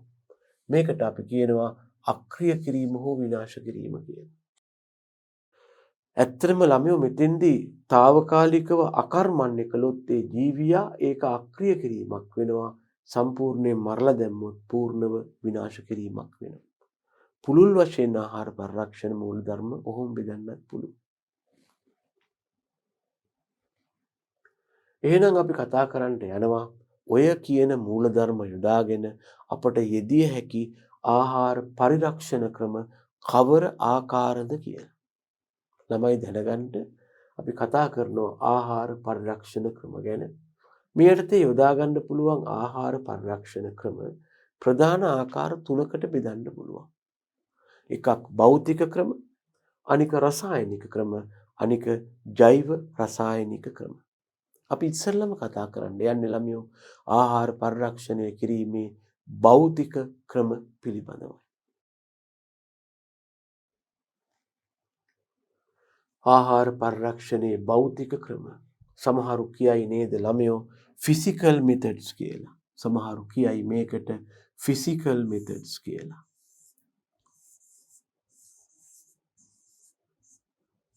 නැත්තම් physical methods of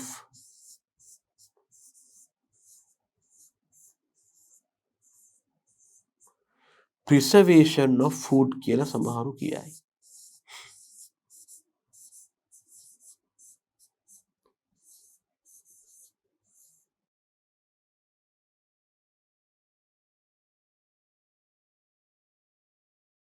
මොකද්ද කරලා තියෙන්නේ? කිසියම් භෞතික හෝ යාන්ත්‍රික බලයක් යොදලා ආහාරය මත එයාව පරිරක්ෂණය කරලා තියෙනවා. මොකක් කරලාද? ආහාර මත කිසියම් භෞතික හෝ යාන්ත්‍රික බලයක් ක්‍රියාත්මක කරනවා. ඒ මගින් ආහාරය කල් තබා ගන්නව නරක වීම කෘත්‍රිමව වළක්වලා නාස්තිය අවම කරලා. ඒකේ තියෙන රසය, වයනය, සුවඳ වැනි භෞතික ලක්ෂණ හැකිතාක් දුරට ආරක්ෂා කරනවා. මෙන්න බලන්න ආහාර භෞතිකව පරිරක්ෂණය කිරීම. අපි දැන් කිව්වා ආහාර පරිරක්ෂණය කිරීමේ ක්‍රම තුනක් භෞතික ක්‍රම, රසායනික ක්‍රම හා ජෛව ක්‍රම කියලා. භෞතිකව ආහාර පරිරක්ෂණය කිරීමේ ප්‍රධාන ක්‍රම හතරක් තියෙනවා. එකක් තමයි තාපය හෙවත් වැඩි උෂ්ණත්වයේ මගින්, අනික තමයි වියලීම මගින්, අනික තමයි සාන්ද්‍රීකරණය මගින්, අනික තමයි ප්‍රතිකිරණය මගින්. ප්‍රතිකිරණයට සමහරු කියනවා ප්‍රකිරණය, ප්‍රවිකිරණය විවිධ නම් භාවිතා වෙනවා. කිරණ භාවිතයක් ගැනයි මේ කියන්නේ. හොඳයි අපි ඉස්සෙල්ලාම බලමු මොකක්ද මේ තාපයේ හෙවත් වැඩි උෂ්ණත්වයේ මගින් ආහාර පරිරක්ෂණය කියලා කියන්නේ කියලා.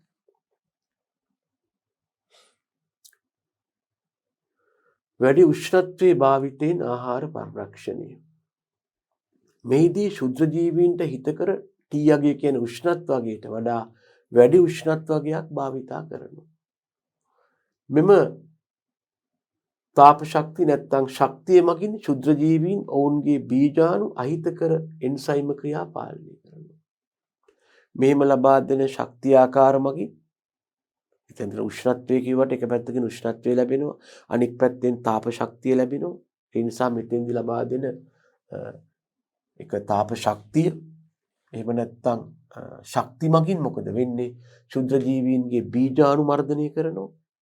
බීජාණු කියන්නේ ඒගොල්ලෝ නිපදවන කුඩා බිත්තර වාගේ ව්‍යුහ. එහෙම නැත්නම් ඒගොල්ලන්ගේ අහිතකර එන්සයිම තියෙනවා නම් ඔබ දන්නවා තාපයේ මගින් එන්සයිම් වල ගුණ හානි වෙන බව. ආකාර දෙකකට බෙදන්න පුළුවන්. එකක් තමයි ජීවාණුහරණය කරන්න පුළුවන්. එහෙම නැත්නම් පැස්ටරීකරණය කරන්න පුළුවන්. අපි බලන්න යන්නේ මෙන්න මේ තාපයේ මගින් නැත්නම් වැඩි උෂ්ණත්වයේ භාවිතයෙන් ආහාර පරිරක්ෂණය කිරීම පිළිබඳවයි. එහෙනම් බලන්න ඉස්සෙල්ලම මේ යටතේ හමු වන එක ක්‍රියාවක් තියෙනවා. මේකට කියනවා ස්ටෙරිලයිසේෂන් හෙවත් වැඩි උෂ්ණත්වයේ භාවිතය හෙවත් ජීවාණුහරණය කියලා. ලබා දෙන අධික තාපය නිසා ආහාර නරක වීමට බලපාන සියලුම ක්ෂුද්‍ර ජීවීන්ගේ වර්ධක දේහවලට අමතරව බීජාණුත් විනාශ වෙනවා. ළමයි දැනගන්න ඔය බැක්ටීරියා ආදී ක්ෂුද්‍ර ජීවීන්ගේ සෛල වර්ග දෙකක් තියෙනවා. එකක් තමයි වැඩිවීමට දායක වන සෛල හේවත් වර්ධක සෛල.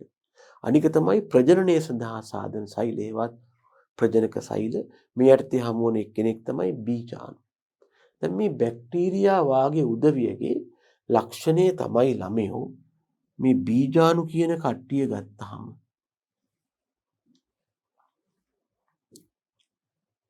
අපි බැක්ටීරියාවක නැත්තම් ක්ෂුද්‍ර ජීවියෙක්ගේ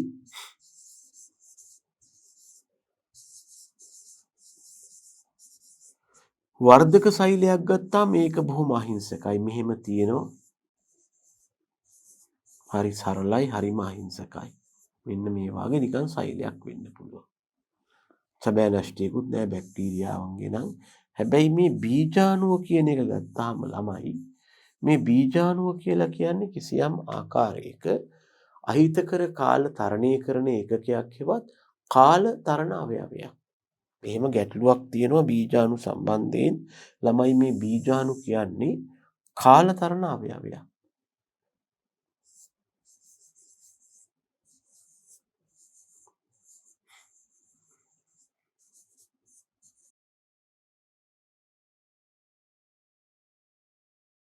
බීජාණුව කියන එක්කිනාට පුළුවන්කමක් තියෙනවා නරක එහෙම නැත්නම් අහිතකර පරිසර තත්ත්වයකට නොනැසී ජීවත් වෙන්න.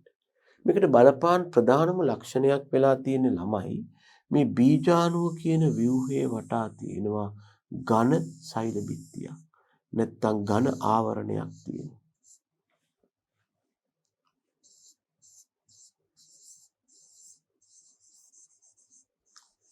මෙන්න මේ ඝන ආවරණයක් පැවතීම නිසා මේ වගේ සාමාන්‍ය වර්ධක සෛලයක් වගේ නෙවෙයි. මෙයාට අපි ලබා දෙන අහිතකර තත්ත්ව තියෙනවා කියලා හිතන්නකෝ. උෂ්ණත්වය, නැත්නම් පීඩනය, රසායන ද්‍රව්‍ය. මෙන්න මේ වගේ අහිතකර තත්ත්ව වඩා හොඳින් දරා ගන්නවා බීජාණුව මේ ඝන ආවරණයක් පැවතීම නිසා. අනික් අතට බීජාණුව කියන්නේ අක්‍රියව ඉන්න පුළුවන් එක්කෙනෙක්. අක්‍රිය වෙලා ඉන්නකොට එයාට ඔහේ ඉන්න පුළුවන්. මේ නිසා දැනගන්න සමහර ක්ෂුද්‍ර ජීවීන් උදාහරණ බැක්ටීරියාවන්ගේ ලක්ෂණයක් තමයි ළමයෝ පාරිසරික තත්ත්වයේ අහිතකර වෙනවත් එක්කම ටක් ගාලා බීජාණු හදාගෙන ඒ අහිතකර තත්ත්වේ පහු වෙනකන් සද්ද නැතුව ඉන්නවා. ඉතින් ඒ නිසා මේ බැක්ටීරියා හුඟක් ඔය බැක්ටීරියා වාගේ ක්ෂුද්‍ර ජීවීන් ඒගොල්ලන්ගේ තියෙනවනේ යාන්ත්‍රණයන්. ඒගොල්ලෝ කරන්නේ මොකක්ද? කිසියම් පරිසරයක ඉන්න ගමන් වැඩි උෂ්ණත්වයක් ලබා දීලා නැත්නම් වැඩි රසායන ද්‍රව්‍ය හරි මොනවා හරි කරපු හැටි ටක් ගාලා මොකද කරන්නේ? මේ අහිතකර තත්ත්වෙන් මිදෙන්න බීජාණු හදා ගන්නවා. ඒකට වෙලා තියෙන්නේ මොකක්ද? සමහර මර්ධන ක්‍රම වලින් බීජාණු මර්ධනය කරන්න බෑ. එතකොට මේ මර්ධන ක්‍රමයේ යොදලා ඉවර වෙනකන් මෙයා බීජාණු හදාගෙන කරබගෙන ඉඳලා මේ මර්ධන ක්‍රමය ඉවත් කළාට පස්සේ ආයෙ ප්‍රරෝහණය වෙනවා. නමුත් දැනගන්න මේ ජීවාණුහරණයේදී යොදා ගන්නවා අපි වැඩි උෂ්ණත්වයක් හෙවත් වැඩි තාප ශක්තියක්. මේ ලබා දෙන වැඩි උෂ්ණත්වයේවත් තාප ශක්තිය නිසා පොදුවේ ආහාරවල ඉන්න ඔක්කොම නෙමෙයි නරක වීමට බලපාන ඔක්කොම කියලා මට කියන්න බෑ.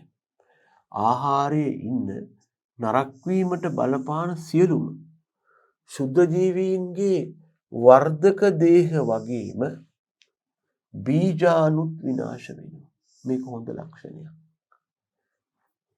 ඒ නිසා පසු කාලීනව බීජාණු ඉතුරු වෙලා ඉඳලා මේ ජීවාණුහරණය යටතේ ලබා දෙන උෂ්ණත්වය අඩු කළාට පස්සේ ඒගොල්ලෝ ආපහු පැටවු දාන්න පුළුවන්, බෝ වෙන්න පුළුවන් ක්‍රමයක් මෙතන නැහැ. ඒක හරි වාසියක් වෙනවා. එතකොට මෙන්න මේ ක්‍රමයට තමයි ළමයෝ ජීවාණුහරිත කිරි හෙවත් කල් කිරි නිපදවලා තියෙන්නේ. මෙහිදී අපි ඒ කිරි අරගෙන බෝතල් වල සීල් කරලා හෙවත් මුද්‍රා කරලා මෙන්න මේ උෂ්ණත්වය 121යි උෂ්ණත්වයේ සෙන්ටිග්‍රේඩ් යටතේ මෙන්න මේ පීඩනය යටතේ මේ ඒ කියන්නේ වර්ග සෙන්ටිමීටරේ සෙන්ටිමීටර 6.5කට කිලෝග්‍රෑම් 8.8ක පීඩනයක් යටතේ විනාඩි 15ක් තියෙනවා. මේ වැඩි පීඩනය යටතේ මේ වැඩි උෂ්ණත්වය යටතේ විනාඩි 15ක් තිබ්බාම මොකද වෙන්නේ? ඒවා ජීවාණුහරණය වෙලා විෂ බීජ බැක්ටීරියාවන්ගේ වර්ධක සෛලයි බීජාණුයි දෙකම මැරෙනවා. ඒ නිසා කල් තබා ගන්න පුළුවන් ගොඩක් ඒකනේ ඔය කල්කිරි කියන්නේ. දැන් මෙතෙන්දී අපි ඔය සෙන්ටිග්‍රේඩ් 100 ළමයෝ වතුර රත් කරලා දෙන්න පුළුවන්. හැබැයි අපි 121ක් දෙනවා කිව්වනේ. ඒ හන්ද යොදාගන්නේ හුමාලේ බව දැනගන්න. ජීවාණුහරණයේදී ස්ටීම් වලින් තමයි පාවිච්චි කරන්නේ ඔය වැඩි. හරිද? එතකොට දැනගන්න මෙහෙම ආහාර දැන් ජීවාණුහරණය කරපුවාම ළමයෝ ඒ ආහාරයේ ඉන්න ශුද්ධ ජීවීන්ගේ වර්ධක සෛලයි බීජාණුයි ඔක්කොම මැරෙනවා. එහෙනම් එයාට ගොඩාක් කලක් ඉන්න පුළුවන්. අපිට ඒ නිසා ළමයි දැන් උදාහරණයක් වශයෙන් කිරි වලට මේ වැඩේ කරනෝනේ අපි. මේ වගේ බෝතලයක දාලා කිරි ජීවාණුහරණය කරලා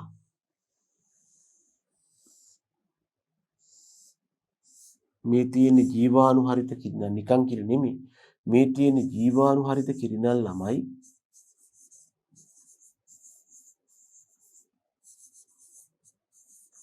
මේක ඊටා දිගු කාලයක් මාස 8ක් 12ක් තරම් කාලයක් නරක නොවි තියන්න පුළුවන්. ඇයි? මේක ඇතුලේ බීජාණු නැති හන්ද. හැබැයි ඉතින් මේක සදාකාලිකනේ.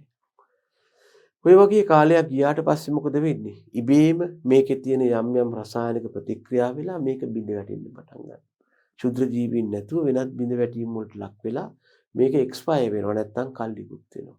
ඒ නිසා දැනගන්න කිරි ජීවාණුහරණය කළා කියලා ආහාරයක් ජීවාණුහරණය කළා කියලා ඒකේ වාසය කරන ක්ෂුද්‍ර ජීවීන්ගේ වර්ධක සෛල හා බැක්ටීරියා සමූල ඝාතනය වුණාට වෙනත් යාන්ත්‍රණ මගින් මේක බිඳ වැටෙනවා.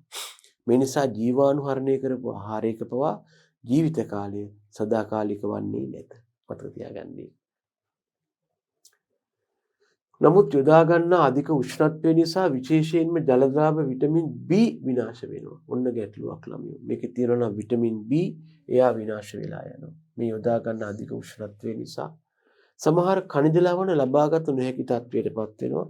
ඇත්තෙන්ම වෙන්නේ ළමයෝ මෙතනදී සමහර khනිජ ලවණ මෙහෙම ඉන්නවා.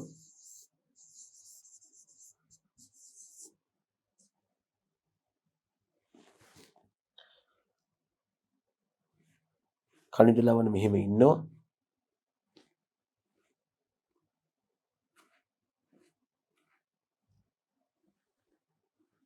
khනිජ ලවණ මෙහෙම ඉඳලා මොකද කරන්නේ ළමයි? අපි ලබා දෙන වැඩි උෂ්ණත්වයේ යටතේ මොකද වෙන්නේ? අවක්ෂේප වෙනවා. ඒ කියන්නේ ඒගොල්ල අතර ප්‍රතික්‍රියා වෙලා ළමයි මේගොල්ල කැට ගැහෙනවා. එතකොට මොකද වෙන්නේ? අපි දන්නවා ශාකෝ වගේම සතුණු Tamanට අවශ්‍ය පෝෂක ලබා ගන්න ජලීය මාධ්‍ය වලින් මේක උරා ගන්න බැරි වෙනවා. එහෙම අවුලක් ඇති වෙනවා. හරිද? ඒ වගේම තව එකක් තමයි ළමයෝ ප්‍රෝටීන් අස්වාභාවීකරණය වෙනවා. මේකේ තියෙන ප්‍රෝටීන් බිඳ වැටෙනවා. එතකොට ඒකේ ගුණ හානි වෙනවා. කාබෝහයිඩ්‍රේට් අධික ආහාරයක් නම් මොකද වෙන්නේ? කැරමලීකරණය වෙනවා. ආහාර ලක් වෙනවා ඔය. ඔබ දැකලා ඇති මෙන්න මෙහෙම දෙයක්. ඔය සීනි වර්ග අරගෙන අපි දැන් මෙහෙම වැඩක් කරනවානේ. සීනි වාගේ දෙයක් අරගෙන ටින් පියන් කෑල්ලක දාලා ඕක නැත්තම් මේ ලෝහමේ තැටියක දාලා අපි තෙපා වෙච්චලා බන්සන් දැල්ලෙන් රත් කළොත් මොකද වෙන්නේ? ඉස්සෙල්ලාම ඕක දිය වෙනවා. ඊළඟට ඕක දුඹුරු පාට වෙලා ඊට පස්සේ නිකන් කාබන් බවට පත් වෙනවා. මේ දුඹුරු පාට බවට පත් වෙනවට අපි කියනවා කැරමලයිසේෂන් හෙවත් කැරමලීකරණය කියලා. මේක සමහර ආහාරවල හිතකර වෙන්නේ නැහැ. එතකොට ආවේනික දුඹුරු පාටක් ලැබෙන්න බලනවා ඒකට. සීනි බිඳ වැටලා තමයි මේක වෙන්නේ ජීවාණුහරණය කරන්න ගියාම. ඒ වගේම තව නරක රහක් එනවා ළමයෝ. මේ රහට සමහරු කියනවා සමහර වෙලාවට ඔය තාපේ මගින් මේ වැඩේ කරන්න ගියාම ආහාරයට එනවා ආවේනික නරක රසක්. මේකට අපි කියනවා ළමයෝ කර රස කියලා. නිකන් මේක ආහාරයේ පිච්චුනා වාගේ රහක් එනවා. ජීවාණුහරණය කරපු කිරිවල කනිජ ලවණ විනාශ වෙලා තියෙනවා, අවක්ෂේප වෙලා තියෙනවා. විටමින් B වාගේ ඒවා බිඳ වැටලා තියෙනවා. ප්‍රෝටීන් අස්වාභාවීකරණය වෙලා තියෙනවා. සීනි කැරමලයිසේෂන් එකවත් කැරමලීකරණය වෙලා තියෙනවා. කුක්ඩ් ෆ්ලේවර් එකක් එවත් කර රසක් එනවා. මේකට සමහරු කියනවා කුක්ඩ් ෆ්ලේවර් කියලා. කර රසට. කුක්ඩ් ෆ්ලේවර්.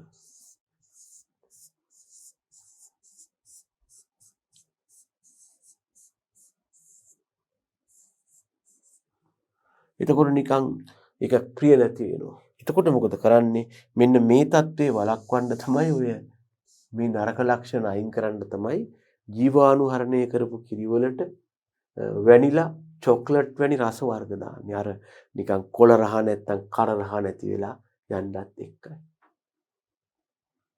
මෙන්න මෙහෙම එකක් තියෙනවා ළමයි ආම්ලිකතාවයෙන් අඩු ආහාර වැඩි උෂ්ණත්වයටත් ආම්ලිකතාව වැඩි ආහාර අඩු උෂ්ණත්වයටත් තමයි මෙතෙන්දි රත් කරන්නේ. ඒක පොඩි නීතියක්.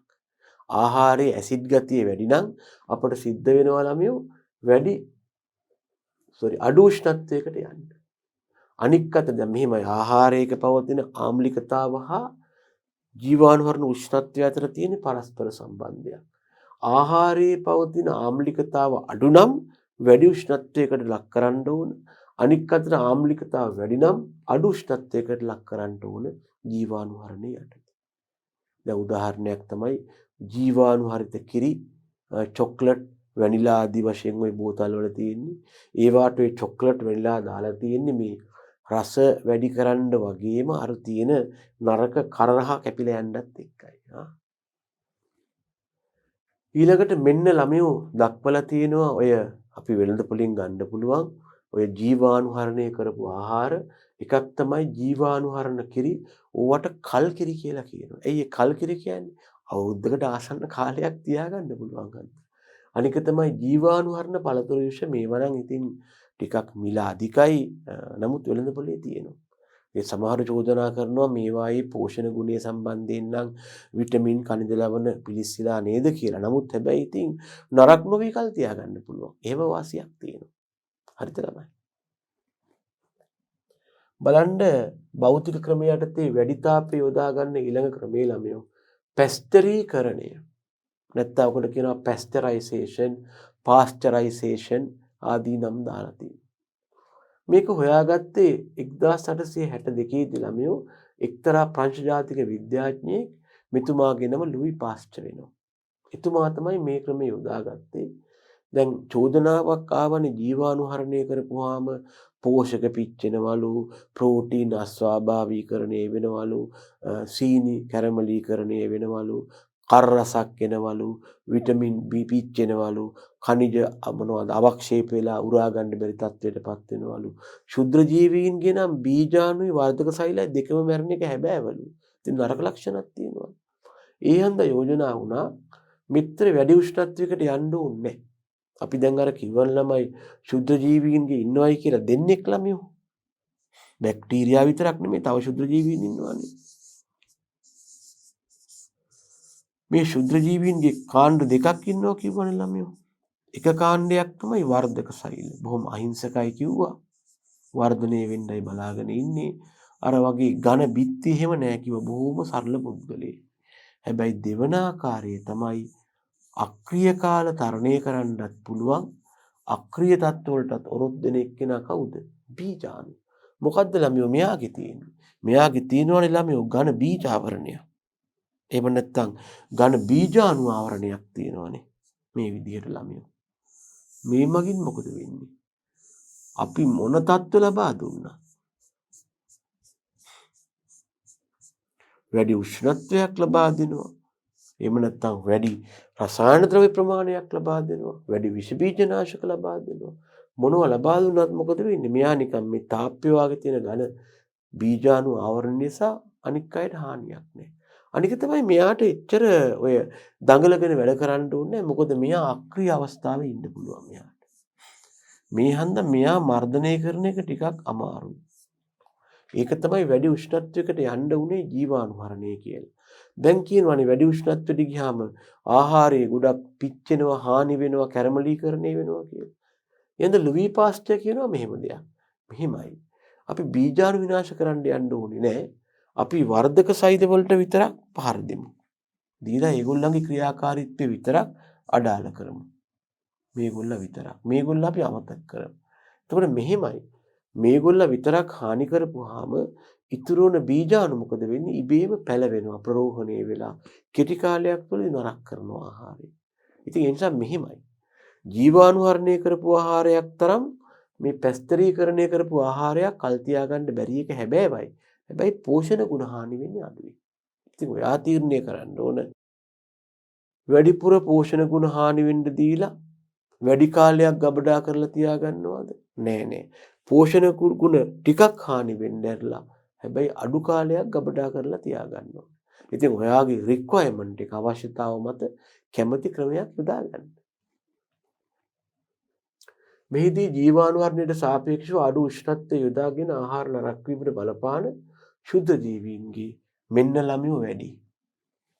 වර්ධක සෛල පමණයි විනාශ කරන්නේ. මොවුන්ගේ බීජාණු විනාශ වෙන්නේ නැහැ. ඒගොල්ලෝ මොකද වෙන්නේ? පස්සේ ප්‍රරෝහණය වෙලා සංවෘත තත්වයට තේ ආහාරය නරක වෙනවා. අර වගේ ළමයෝ දැනගන්න බෝතලේ මුද්‍රා කරලා තිබ්බත් වැඩක් නැහැ. ජීවාණුහරණය කරපු ආගේ නෙමෙයි පැස්ටරීකරණය කරපු කිරි බෝතලයක් මුද්‍රා කරලා තිබ්බත් වැඩක් නැහැ. ඇයි? මේකේ ස්වභාවික ඉන්න ශුද්ධ ජීවීන් ඇතුළේ බීජාණු වශයෙන් හිටපු කට්ටිය ගුණණය වෙලා පැටවු දාලා නරක කරනවා. ඒ නිසා මොකද වෙන්නේ ළමයෝ? ගබඩා කාලය සාපේක්ෂව කෙටි. කාට සාපේක්ෂවද? ජීවාණුහරණයට සාපේක්ෂව. ඒත් ඉතින් අපි කරන්නේ මොකක්ද? අපිට තියෙන අවශ්‍යතාව අනුව අපි යොදා ගන්න ක්‍රමයේ තීරණය කරනවා. අපිට වැදගත් වෙන්නේ වැඩි ගබඩා කාලය හා අඩු පෝෂණයේද? අඩු ගබඩා කාලය හා වැඩි පෝෂණයේද? ඒක ඔයා තීරණය කරන්න.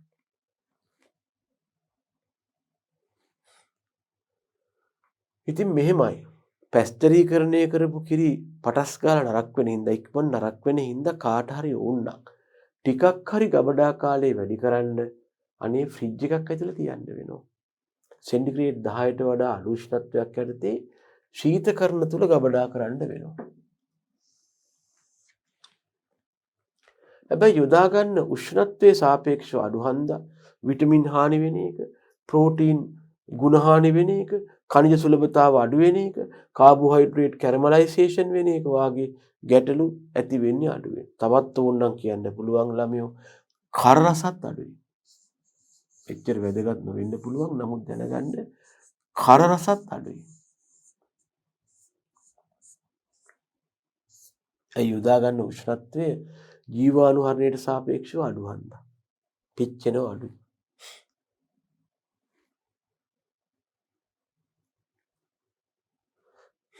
යොදා ගන්න ක්‍රම දෙකක් තියෙනවා. එකක් තමයි ළමයෝ වැඩි උෂ්ණත්ව කෙටි කාල ක්‍රම, අනික අඩු උෂ්ණත්ව වැඩි කාල ක්‍රමය. මෑත කාලේ ඉඳලා ඇවිල්ලා තියෙනවා ක්ෂණිකේවත් ඉන්ස්ටන්ට් ක්‍රමයක්. දැන් මෙහිමයි. උෂ්ණත්වය ටිකක් වැඩියෙන් දෙනවා නම් ටක් ගාලා අඩු කාලෙකින් වැඩ ඉවර කරන්න. උෂ්ණත්වය අඩුවෙන් දෙනවා ටිකක් වැඩි කල් තියාගන්න. ඒකයි ඔය කියලා තියෙන්නේ.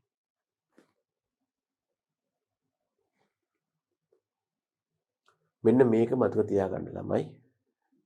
ඔය කිරි පැස්ටරීකරණය කරාම ඇත්තටම කිරි පැස්ටරීකරණයේදී කිරිවල හමු වන සියලුම රෝගකාරක බැක්ටීරියාවන්ගේම පාහේ වචනයක් තියෙනවා පාහේ අනිවාර්යයි කියලා මං කියන්නේ පාහේ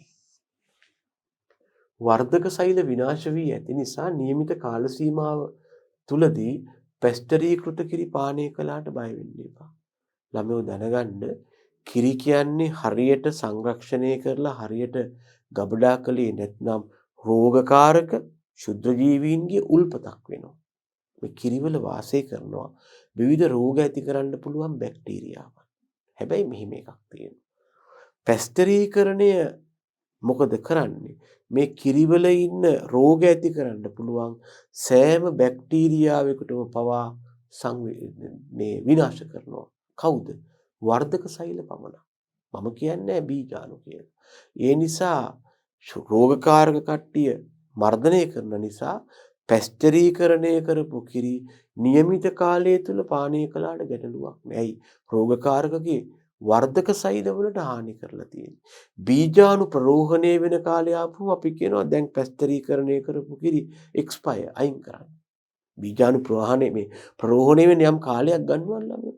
මතක තියාගන්න ඕනම ජීවියෙකේ ලක්ෂණයක් තමයි නරක තත්වයක් ආපු හැටි ටක් ගාලා ඒකට ගැලපෙන්න හැඩ ගැහෙනවා.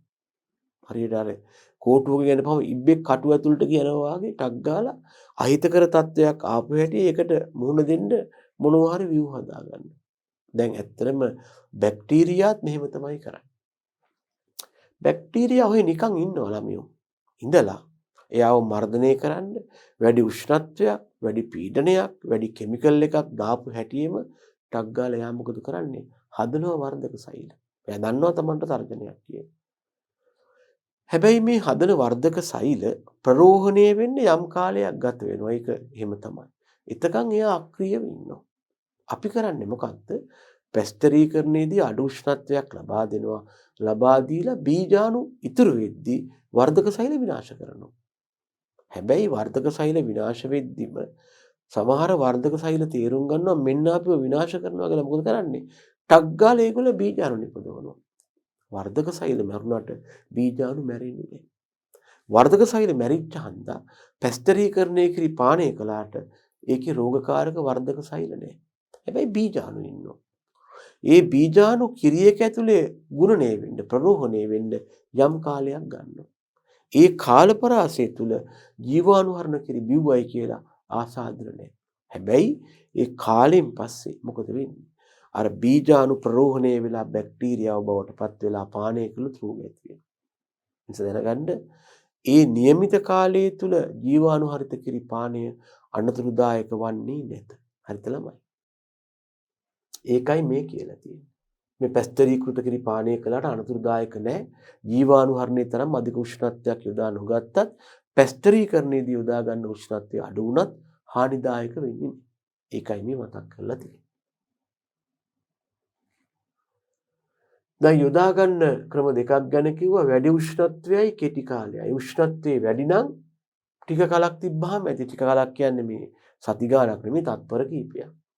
මෙන්න යොදා ගන්නවා high temperature short time HTST. ද්‍රව ආහාර කිරි ආදියට තමයි යොදාගන්නේ. සෙන්ටිග්‍රේඩ් 70 ෆැරන්හයිට් 161කට රත් කරලා තත්පර 15යි තියන්නේ. ටක් ගාලා උෂ්ණත්වය අඩු කරනවා.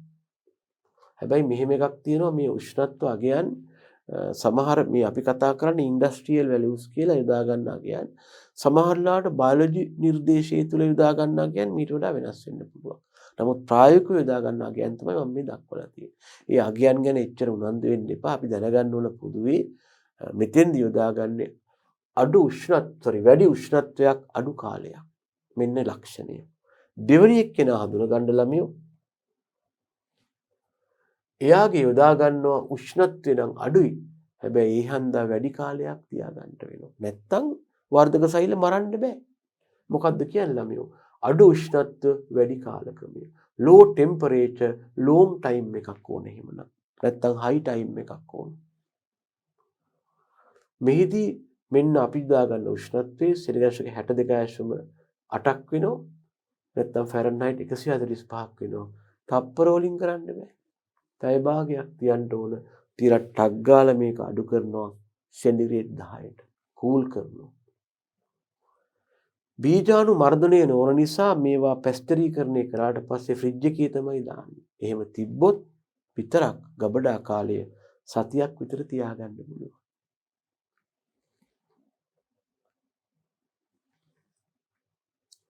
බහුරව කිරි හා පළතුරු ආහාර වලටයි මේක යොදා ගන්න. කෙසේ වුවද පැස්ටරීකරණයට ලක් කිරීමෙන් කිරිවල හමුවන සියලුම මේ ව්‍යාධි ජනකයින් මේ බැක්ටීරියාවන්ගේ වර්ධක සෛල විනාශ වෙලා තියෙන හින්දා එච්චරම බය වෙන්න එපා ළමයි. මෙන්න කිරිවල හමුවන ව්‍යාධි ජනක බැක්ටීරියාවන්ට උදාහරණ මයිකෝබැක්ටීරියම් විශේෂය කියලා එක්කෙනෙක් ඉන්නවා. උදාහරණයක් තමයි නිකමට කියන්නේ මයිකෝබැක්ටීරියම් ටියුබකියුලෝසිස්. මෙන්න මෙයා තමයි ළමයෝ ක්ෂය රෝගය ඇති කරන්නේ. හැබැයි ලංකාවේ නම් මෙහෙම ගැටලුවක් දැනට නැහැ. කොක්සිනෙලා බ්‍රූනෙට්ටි සැල්මොනෙල්ලා විශේෂයෙන් බොහෝ උදරාබාධ වලට හේතු වෙනවා. ඊ කෝලයි හෙවත් එස්චිරීෂියා කෝලයි මයිකෝබැක්ටීරියම් ඩිප්තීරියේ. ඉතින් ඒ නිසා මේගොල්ලෝ හිටියට මේගොල්ලන්ගේ වර්ධක සෛල මැරලා ඉන්නේ. ඒ නිසා નિયમિત කාලය තුල පැස්තරීකරණය කිරි පානය කළාට ගැටලුවක් නැහැ.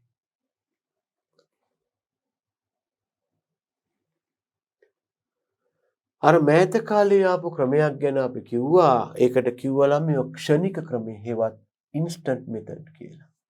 මේක එච්චර ජනප්‍රිය වෙලා නැහැ. මේක මේ ටිකක් විතර සංකීර්ණ ක්‍රමයක්. අර ක්‍රම දෙක තමයි යොදාගන්නේ බහුලව වැඩි උෂ්ණත්ව අඩු කාල ක්‍රමය, අඩු උෂ්ණත්ව වැඩි කාල ක්‍රමය. මෙතෙන්දී සෙන්ටිග්‍රේඩ් 80ක් තරම් උෂ්ණත්වයක කිරියවලට තමයි කරන්නේ ඉතාම කෙටි කාලයක් තත්පර 1යි 2යි තියන්නේ. එතකොට කාලයේ උෂ්ණත්වය වැඩිනට කාලයේ ගොඩක් අඩු හන්දා භෞතික ගුණ හානි වෙන්නේ අඩුයි. බැක්ටීරියා බීජාණුත් මේ 80 හන්දා ටිකක් විතර විනාශ වෙනවා. ඒ වගේම භීතකරණ නැතුවත් ටික කාලයක් තියාගන්න පුළුවන් ඔය කිරි පෙට්ටි කියලා જાතියක් තියෙන්නේ. ඒව හදලා තියෙන්නේ මේ ක්‍රමයට තමයි. අපි මේ දක්වා කතා කර හිටියේ වැඩි උෂ්ණත්වයේ මකින් ආහාර පරිරක්ෂණය කරන හැටි. අපි කිව්වා ආහාර පරිරක්ෂණය කිරීමේ ප්‍රධාන ක්‍රම තුනයි භෞතික ක්‍රම, රසායනික ක්‍රම හා ජෛව විද්‍යාත්මක ක්‍රම. භෞතික ක්‍රමයටදී අපි කතා කළා මුලින්ම වැඩි උෂ්ණත්වයේ භාවිතයෙන් ආහාර හෙවත් කිරි පරිරක්ෂණය. ඊ යටතේ ප්‍රධාන ක්‍රම දෙකක් අපිට හම්බ වුණා. එකක් තමයි වැඩි උෂ්ණත්වයක් යොදාගෙන ක්ෂුද්‍ර ජීවීන් හෝ බැක්ටීරියාවන්ගේ වර්ධක සෛල විතරක් නෙවෙයි බීජාණුත් විනාශ කරලා වැඩි කාලයක් තියාගන්නවා. හැබැයි ඉතින් ගුණහානි වෙනවා. දෙවැනි එක තමයි සාපේක්ෂව අඩු උෂ්ණත්වයක් යටතේ කියන්නේ මේ ජීවාණුහරණයට සාපේක්ෂව අඩු උෂ්ණත්වයක් යටතේ රත් කරනවා පැස්තරීකරණය. මර්ධනය වන්නේ බැක්ටීරියාවන්ගේ වර්ධක සෛල පමණයි බීජාණු ඉතුරු වෙන හන්දා ගබඩා කාලයේ කෙටි සංවෘත වුණත් නරක වෙන්න බලනවා. ශීතකරණයක තිබ්බොත් තමයි ටික කාලයක්වත් තියාගන්න පුළුවන්. ඉතින් මෙන්න මේ විදිහට ළමයි අපි ප්‍රධාන වශයෙන්ම වැඩි උෂ්ණත්වයේ මගින් ආහාර පරිරක්ෂණය කරන ආකාරය ගැනයි කතා කළේ. හොඳයි දරුවනේ අපි එහෙනම් ඊළඟට බලමු කොහොමද මේ අඩු උෂ්ණත්වය යොදාගෙන ආහාර පරිරක්ෂණය කරන්නේ කියලා.